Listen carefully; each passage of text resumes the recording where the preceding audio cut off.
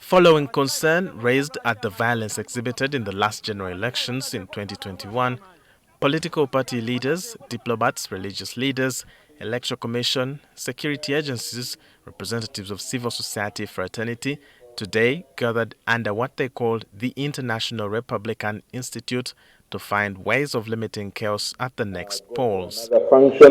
The meeting resulted into the signing of the peace pledge ahead of the 2026 general elections.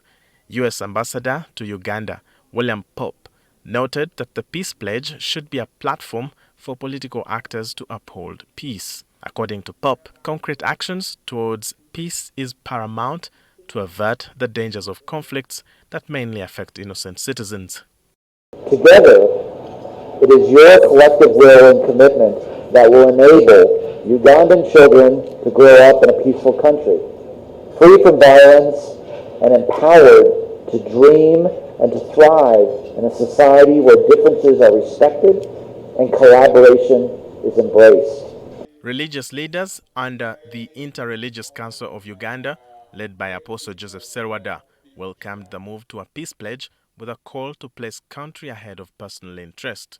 For us, this commitment is a sign of political maturity and a proof that political stakeholders are ready to put the interests of their nation above their own. Serwada added that violent acts in the last election resulted in not only physical injuries and mental anguish, but also untold suffering and loss of lives for the victims. These acts of violence do not only result into physical injuries and mental anguish, but also they result into untold suffering and loss of lives. They greatly threaten social cohesion. They threaten national security and stability in our country. For their part, the Electoral Commission reiterated their commitment to facilitate peaceful electoral process by giving an opportunity of fair participation to all. These are the most important areas where our focus is going to be to ensure that the elections are peaceful. Number one, we have started with the demarcation of electoral areas and polling stations. We shall ensure that after the exercise has been completed, we should have completed, but we have been delayed a bit, waiting for the results of.